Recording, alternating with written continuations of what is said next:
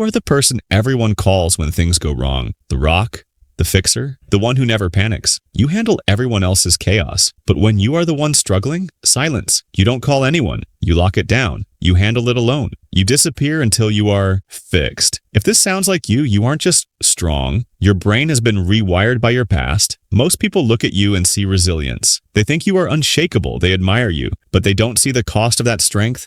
They don't see the silent exhaustion. By the end of this video, you will understand why you function this way. You will see why your strength might actually be a cage, and why it is keeping you exhausted. Here's the truth. You are not calm because you are relaxed. You are calm because you are prepared for disaster. You are constantly scanning for the next crisis. There is a massive difference. The first trait of people who have been through too much is hyper-independence. You hate asking for help.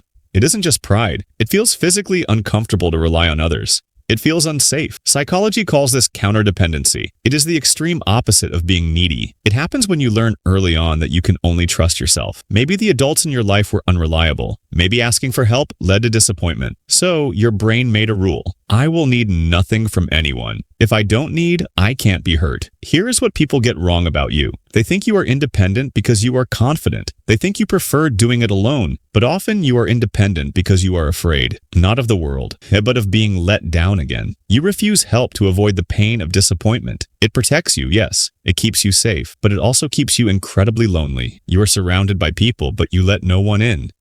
This leads to the second trait, the crisis calm. Have you noticed you function better in chaos than in peace? When the house is on fire, literally or metaphorically, you are sharp, focused, cold. You take charge, but on a quiet Sunday afternoon, you feel anxious. You can't sit still. Your nervous system is set to a higher baseline. It is scanning for danger. Peace feels suspicious to you. Silence feels like a warning. You're waiting for the other shoe to drop. So when chaos actually happens, your brain relaxes. It says, ah, there it is. Now I know what to do. So how do you turn this off? How do you lower that baseline? You need to retrain your brain to accept safety. Use the micro-trust method. 1. Pick one small thing you usually handle alone. Choosing dinner, carrying a bag, making a phone call. 2. Delegate it to someone safe. Ask them to handle it. 3. Watch them do it. And here's the hard part. Don't fix it. Don't critique it.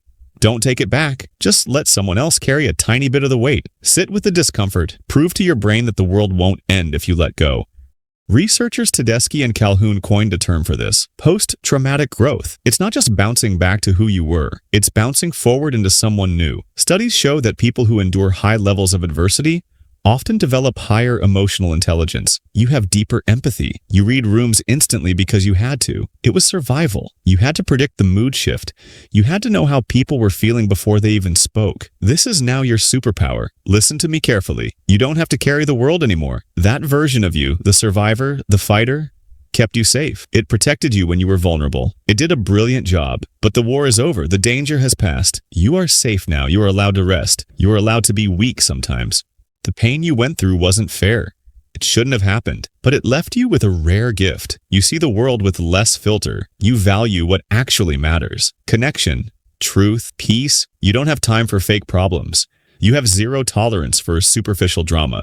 You have gone through the fire.